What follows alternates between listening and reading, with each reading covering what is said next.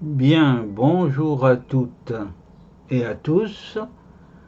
Nous allons reprendre le récit d'une de ces 13 nouvelles en feu d'artifice. Il s'agit, pour ceux qui ont suivi les épisodes antérieurs, ce que je recommande, c'est évident, car il faut prendre le temps de vivre, tout simplement. Il s'agit du Dragon de la Gare, épisode numéro 4.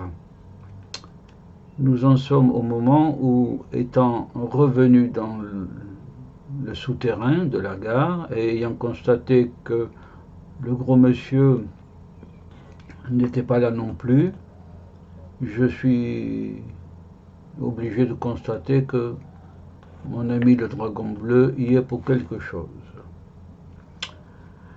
Voilà. Je reprends le récit qui s'était arrêté à la phrase « Il n'en restait pas moins que la situation était embarrassante ». Heureusement, les quais étaient déserts et personne n'avait remarqué le gros monsieur. Heureusement. Je suis par ailleurs bon citoyen, mais je n'avais pas l'intention de dénoncer mon ami pour deux raisons. D'abord parce que les amis ont droit à notre solidarité. Ensuite, accessoirement, parce que le code pénal, je suis juriste, ne réprime pas les infractions commises par les animaux, puisque ceux-ci ne sont pas des sujets de droit, même s'ils sont des êtres réflexifs en quelque sorte. Voilà. On n'en est plus au Moyen-Âge d'ailleurs, où l'on faisait des procès à des animaux. Me méfiant par ailleurs du génie des avocats, je préférais soustraire à ceux-ci l'examen de la question, double point, un dragon bleu est-il un animal? De toute manière, il valait mieux différer la question et sans doute prendre le large. Rester ici n'avait aucun sens et pouvait être dangereux car il y aurait forcément une enquête. Il fallait s'en aller. Ce n'était pas si simple. Comment sortir d'une gare avec un dragon bleu sans être vu? Étrange situation. Je jugeais cette démarche impossible. Seule solution, attendre que la nuit tombe. Heureusement, la soirée était déjà avancée et nous n'attendîmes pas longtemps. C'est à pas feutrés que nous remontâmes l'escalier. Je dus réfréner mon ami car je m'aperçus qu'en dépit de sa longue taille, il était fort agile. Sortant du milieu confiné où il se trouvait, il huma l'air frais avec l'appétence des gouffres en été, quand leur gueule béante avale l'espace pour l'escamoter dans les étroitures abyssales. Charles, c'est ainsi que j'avais décidé soudainement de l'appeler, ne me demandez pas pourquoi, mais quand même, en raison d'une vieille réminiscence sur une relation entre l'empereur Charlemagne et le pays des dragons, la Chine. Charles humait l'air comme on distille sur la voûte palatine du palais donc, les flagrances d'un château Saint-Estèphe. Il devait avoir un flair exceptionnel. Je le fis s'étendre à l'arrière de ma voiture et je démarrai. Il était étonné, non pas de la vitesse, car dans son vol, je sus plus tard qu'il allait très vite,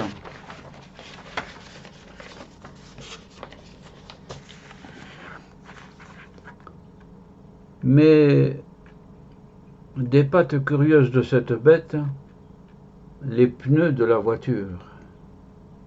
Il n'avait jamais vu ça. Nous roulâmes dans la nuit sur une route de campagne.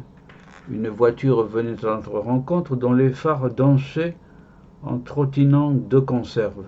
C'est alors qu'il s'exclama « Là, des yeux !» Je compris à l'instant.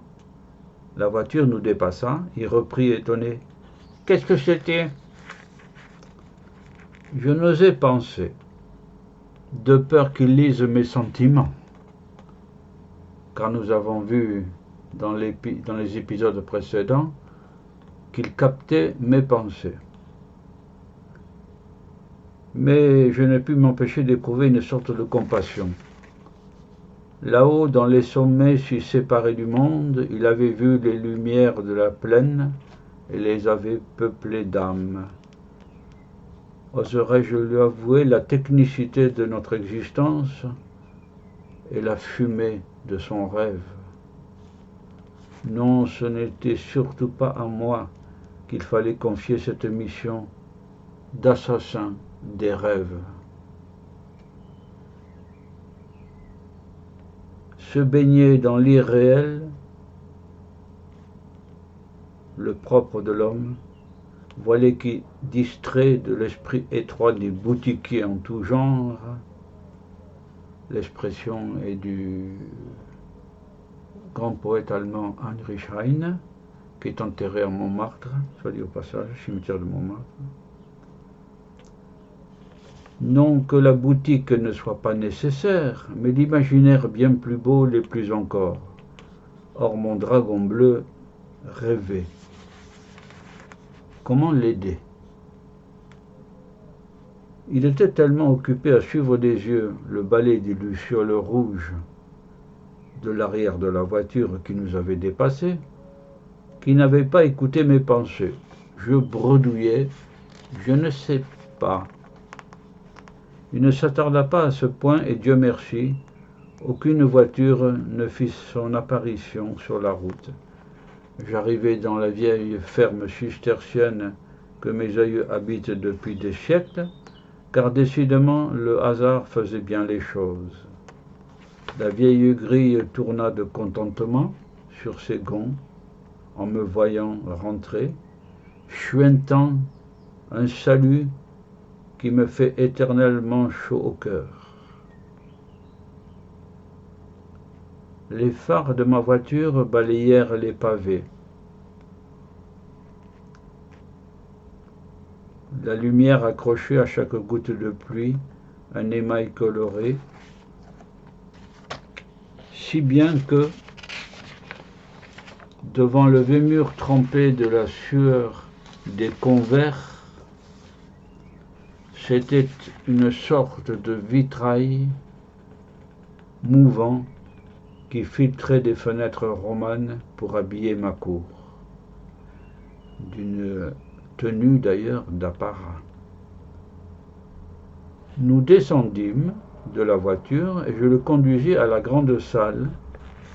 Le froid s'y était installé et j'allumai dans l'âtre un feu de chêne et d'érable. Quand la flamme claire jaillit, haute, fine et dansante, comme une danseuse de tango, je me tournai vers Charles. Il me regardait d'un air amusé, ses yeux pétillaient aux flammes. « Tu sais, si tu voulais du feu, avec tes petits bâtons à flammes, moi j'ai beaucoup mieux. » C'est vrai que je n'y avais pas songé. Un dragon, bien sûr, peut cracher du feu. Mais bon, je n'avais pas cette habitude-là, moi. On n'a pas toujours l'esprit pratique ou critique. Je mis la table pour moi. Lui était rassasié. Son repas l'avait comblé. Tant mieux. Je n'avais pas l'intention de lui en procurer un autre. Après tout, un autre animal souterrain, le Proteus sanguineus, est lui aussi une sorte de petit dragon. Et il est capable de vivre des mois sans manger. peut-être Charles aussi, si on ne le soumettait pas à la tentation. J'en profitais pour lui poser quelques questions. Je sus d'abord comment il était arrivé à la gare, tout simplement à tire d'aile. Plus précisément un soir sur sa montagne, fasciné par le chapelet des lumières qui clignotaient dans la plaine, il avait enfin pris la décision d'aller dans l'en-deçà, en contrebas, chez nous.